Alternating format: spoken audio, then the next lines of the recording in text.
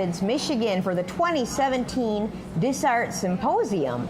And I am speaking with Managing Director Jill Vyn. Hi, how are you? Thanks for having me. And I understand that you co-direct this with your partner Chris Smith. Yes. And tell me a little bit about how long you've been in this and how you got started and all that. Oh, okay. So Chris and I, we were brought together in 2014. Okay. And at that time, we were talking about creating a festival. Mm-hmm. So we had our inaugural DisArt Festival in the spring, almost exactly 2 years ago in April of 2015. Okay. So we've been planning and scheming and making waves as much as we can in positive ways to improve the welcoming nature and inclusive nature of the city. Nice. Yeah. That's wonderful. Yeah, so... And what preempted this? I mean, what made you do this? Just curious, is there... DisArt in general? Mm-hmm. Yeah, so Chris actually is a board member at Disability Advocates of Kent County in Grand Rapids. Mm-hmm. And so he has been involved in disability culture and thinking and talking for quite a while. Mm-hmm. And as a professor of media studies at Calvin College, also local college, kind of put all that together and has been imagining what is disability like, that experience of living with a disability, and then how do we make that into a community event. So that's where it started, those conversations behind the scenes a bit, and then I was brought in to help put some shape with Chris to what, where we're headed in the future, and that's how the festival was born. That's fantastic. Tell me a little bit about what goes on. What are we going to see this weekend? Okay. I've already interviewed 2 of your stars. Yep. But yep. So let's so the festival is where we started. That's where we began to build our name and recognition about what DisArt is all about. And then we are now into the symposium for these 3 days.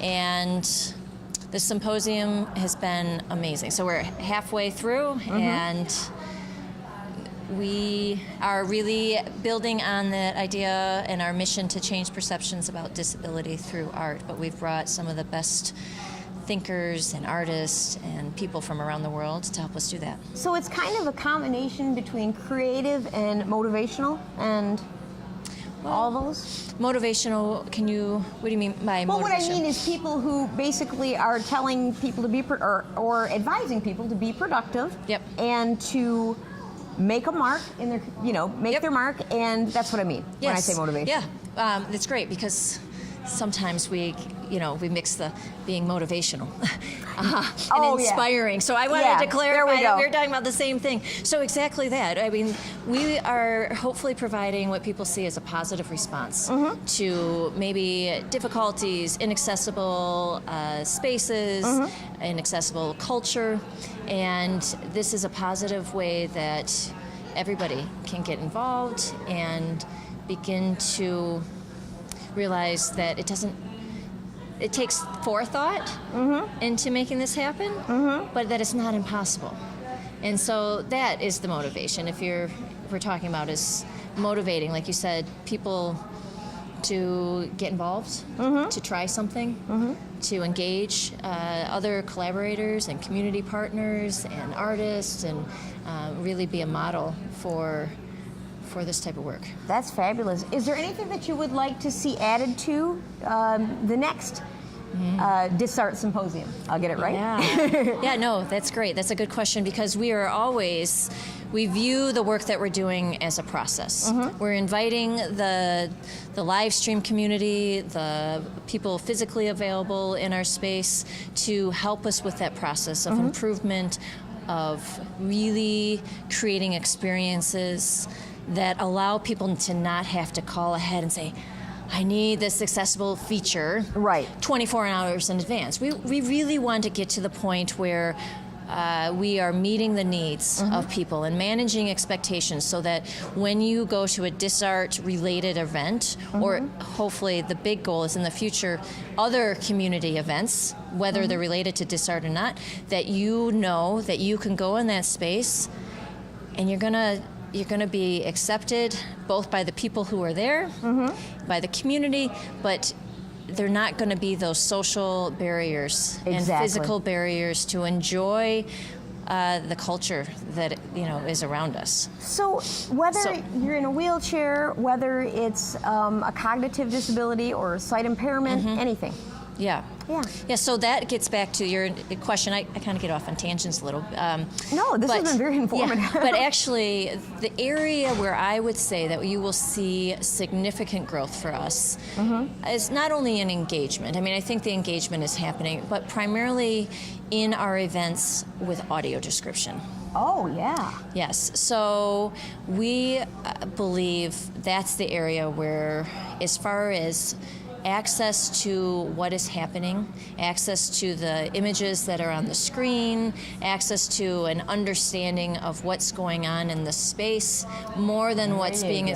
So we will be moving intentionally and hoping to get your support and other people to help us do that, because we see it takes all of us working together to try things, to get it right. And so I would say moving forward that if we're going to just point out one area, that's the area where visual impairment, getting more people with visual impairments involved. And figuring out how to make it work. Or people with severe dyslexia or learning disabilities who may not be able to visually read or understand what's on the screen. Audio is so popular now with so many, whether it's a mild cognitive disability or, obviously a sight impairment, even people who have issues with their arms, holding books.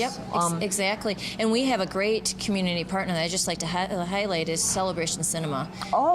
With their theaters programming. And they do a great job in providing that audio description. I don't know, this is one where you have to check ahead because I don't know all the information, but working with them and thinking about how do you do audio descriptions well. I mean, even on Netflix, you can now see that there's audio description available when you watch your favorite program. So we know that that's growing, and we know that we want to be growing with that. Oh, it's huge. I love it when you get the programs, where there's a closed captioning in the audio.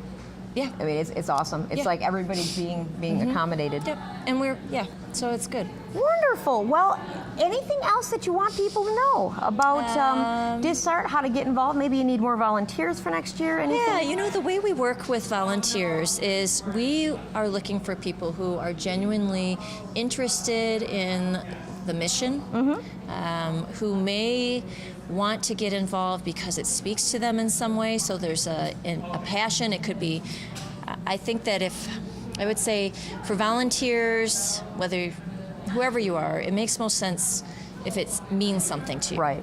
And in some ways, if it's part of your work. So some of the best volunteers are where it crosses over between what it means for them personally and professionally, because we're also trying to create opportunities for growth. Absolutely. As a community, but also as individuals. And so we would love volunteers, but and then in all areas. So the way we work with volunteers is contact us. Absolutely. So how long does it take to put this on? What I mean is, when do you start working on the next one? That's fun. Now, right? Yes. Well, actually, we've done a few what we're calling experiments. So in 2015, we had our festival, and within the festival, we had a number of we had exhibitions, we had comedy, we had film, we had all sorts of things. So we kind of tested the waters. We did well enough to get noticed, to say this is a concept that we should continue to grow. And then one of our most successful events out of that festival, or got the most excitement, was the fashion show. So then we did a fashion show this last September as part of Art Prize, during Art Prize. And we've proven that people are very interested in that. That's awesome. Over 2,000 people watching it and observing and experiencing it this year. The symposium is what we call our third great experiment. So we've had the festival, the fashion show, and now we're on to the symposium. Awesome. And we've always intended to have a festival every 2 years. We thought we were going to have a symposium the opposite years, but we've realized that it makes more sense to fold the symposium and the fashion show into our festival Into years. your festival. Got So it. after the symposium, we're going to be working on engagement and these conversations about how do we manage expectations, how do we create a better user experience, how do we get the word out, building community, building our volunteer core. But it's really nice that we have till the fall of 2018 to get it all together. So it feels a long ways away.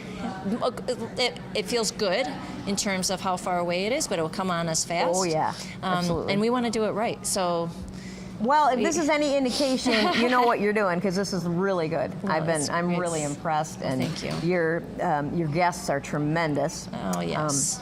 We both Chris Lenzo and Terry Galloway and her partner Donna were delightful, all of them. Yes. So I want to thank you for inviting us. Yes. And once again, I'm going to say this, you can hold me to it. We will be right there to help you now. Is the next one going to be a festival or a symposium? Because I'm goofing this up. No. Well, that's part of what we're going to do in the next year. So is clarify what I've been saying festival. what DisArt is, clarifying what our mission is, clarifying, solidifying that brand and building engagement. So what we are choosing to do is we will have, and we're very excited to share, that our next major exhibition will be a global disability sculpture exhibition at the Frederick Meyer Gardens in Sculpture Park in the fall of 2018. Okay. It will be their exhibition through Art Prize all the way through December of 2018. During Art Prize, we will have the fashion show at Meyer Gardens. And at this point, it will be the first Saturday of Art Prize. I don't have the date in my head. Okay. And then once the energy and the excitement and there's a little calm after Art Prize, because people, I don't know what you call it, but people do need a break because it's a lot. We're going to facilitate a version, our festival. Your festival. So our festival has now become spread out. It's all going to be based around the same thing of this process and presence, which is the title of the exhibition at Meyer Gardens. But we're not going to do like we did before, which was 15 days. Right. 15 days is a lot of programming. And it doesn't, after we were done, we said, that doesn't honor the disability experience.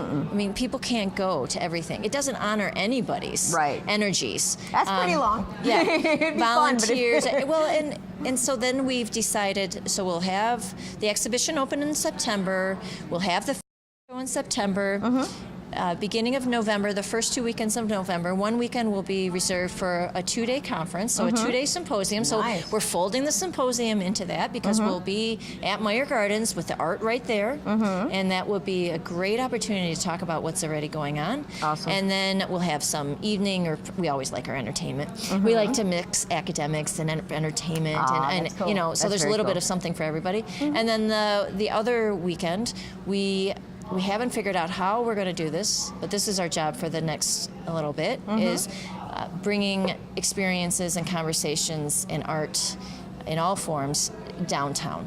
Excellent. Yeah, so it'll be like 2 main weekends, so people kind of pick and choose what works for them. That sounds like a super thing for us to cover there. Yeah, and live streaming, I think live streaming has been a hit. That's something new that we did with the fashion show, and we're doing that with the symposium. Fantastic. And so take advantage of that next year. All over the world, people are tuning in. And it's live streaming is so cool for people who can't get out, or just maybe they're in other cities and they just can't travel, and they get to feel like they're part of it. Exactly. So that is, you guys are doing a super job. Tell your partner for me. I'm so glad you contacted me. Absolutely. Yeah, and we'll be right along with you for next year. Oh, I appreciate it. Thank you.